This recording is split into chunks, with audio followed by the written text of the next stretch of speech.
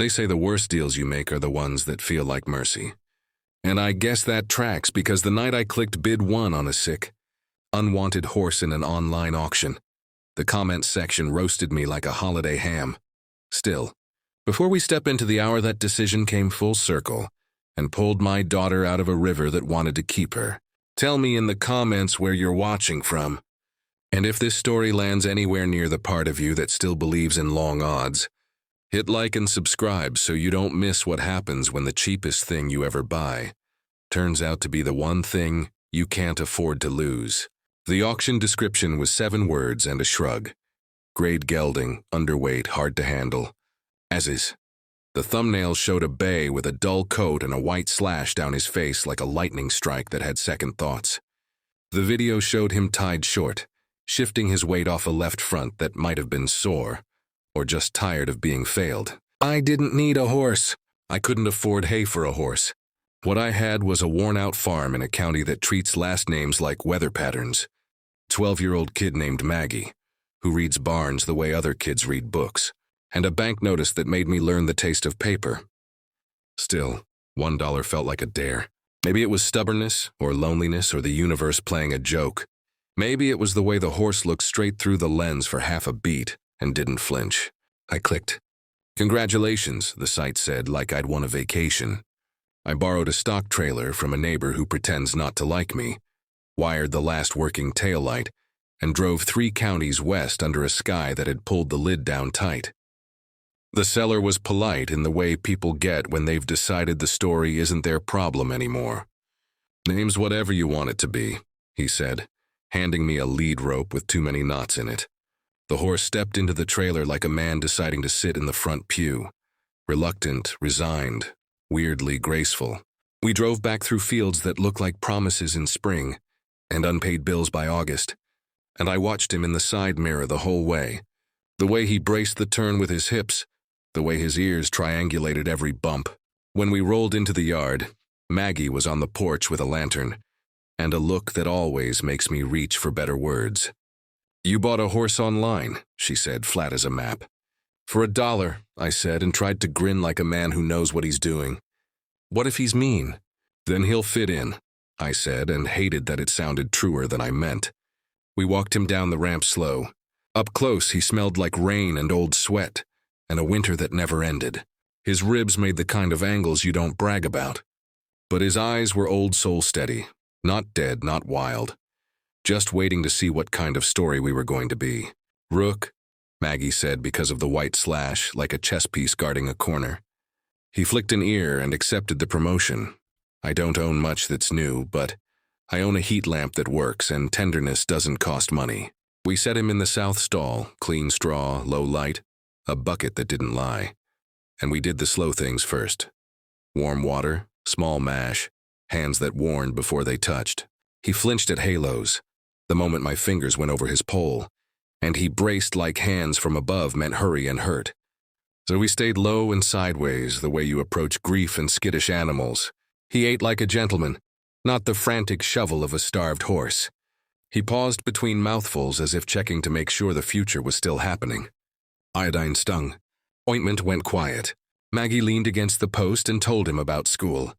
About the new girl who stares out windows during math. About the science fair volcano that wouldn't erupt until it did. And Rook's lower lip loosened until it hung like he'd remembered a bedtime he hadn't had in a while. Online, strangers called me a fool. At the feed store, friends raised strategic eyebrows. You got a project, one said, like a condolence. I smiled and paid for a bag of senior pellets I didn't have the money for. Some investments you make with the part of you the bank can't foreclose. The first week was weather and routine. Rook learned our cadence. Mash at dawn, slow brush after chores, hand walk when the light got kind. He didn't test the fence. He didn't call to ghosts. He watched the horizon the way old soldiers watch doorways. I found a groove on his shoulder where hair grew crosswise over an old cut. The kind that happens when a body meets wire or worse. His feet were long but not ruined. His left knee puffy but not angry. His teeth the kind of puzzle a good vet likes to solve. He had the patience of a doctor and the startle of a kid who's been yelled at too often. On day 8, a thunderhead pushed up from nothing and tore along the river as if it had a schedule. I checked the radar, checked the ditch, checked the straps on the propane cage out of habit. I sent Maggie to the barn with a text I didn't love. "Bring the halters inside, please."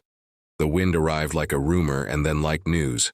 The first sheet of rain slapped the dust into dark and carved rivulets across the driveway.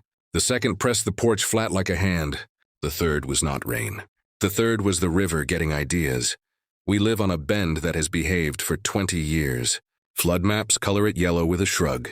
But maps don't know when a log jam breaks upstream, or when a culvert clogs with last year's branches, or when one more inch tips a landscape from thirsty to vengeful. In 20 minutes, the low field became a lake with opinions. The creek that usually whispers under the footbridge turned fat and loud and brown. A pop echoed from the pasture.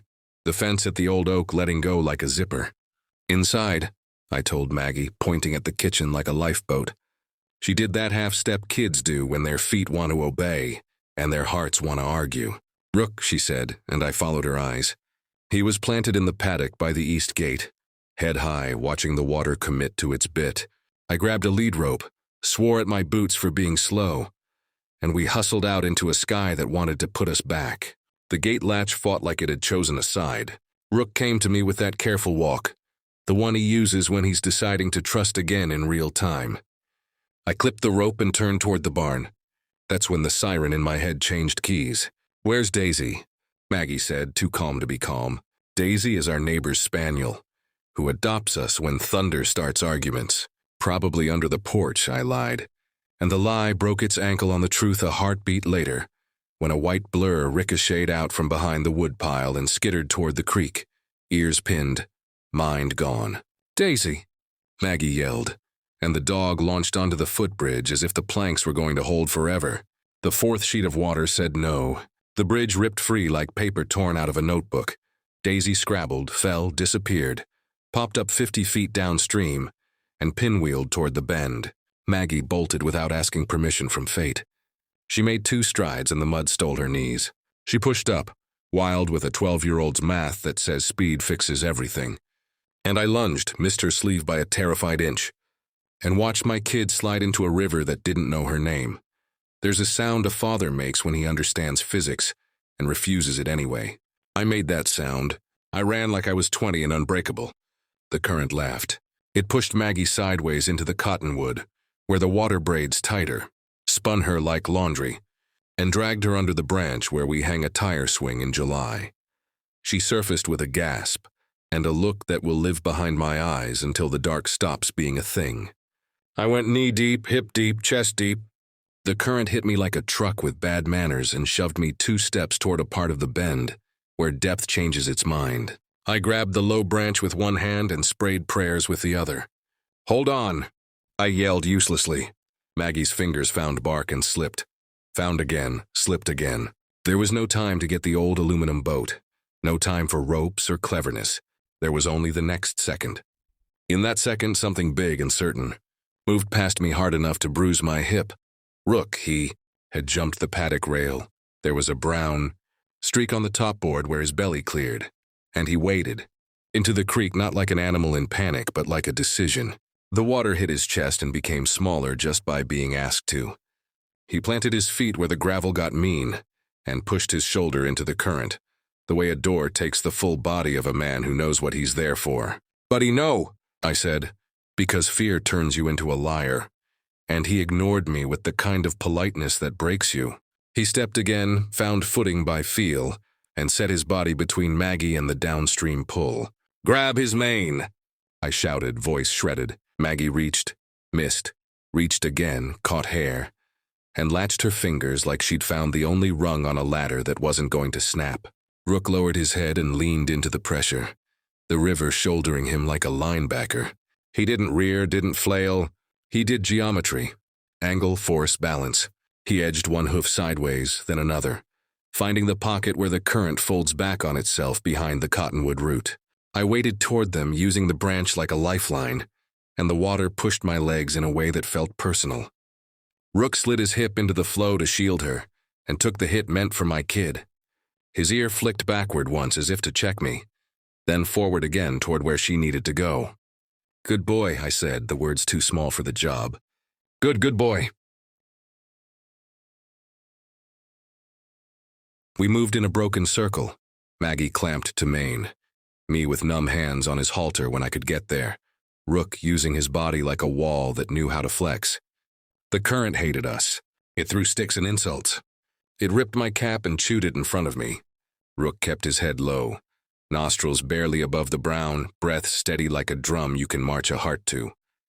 We found the shallow where the creek widens in a lie and the gravel pretends to be a beach. Rook climbed first. Hauled, really, front legs scraping, hind end driving, water cascading off him like he was shrugging off a past. He planted on the bank and did not move while Maggie crawled up over his shoulder into weeds and sobs. I followed, legs wooden, lungs on fire, and collapsed next to both of them in the wet grass that smelled like the best thing I'd ever breathed. Daisy, traitor and saint, barked from the neighbor's yard like none of this had involved her. Maggie put her forehead to Rook's and said, "Thank you," in a voice I didn't know yet. Rook blew into her hair like he was counting her freckles to make sure none were missing. The rest came in flashes. A neighbor's four-wheeler grinding down the lane. The volunteer fire chief taking inventory of bones and gratitude. The paramedic wrapping a blanket around Maggie and telling me it's okay to shake when you stop. The storm shrugging and heading east as if the whole thing had been a prank. Rook standing with his legs apart, sides heaving. Mud and river weeds snagged in his tail like trophies. I ran my hands over him because that's what you do when words fall short. You let your palms talk.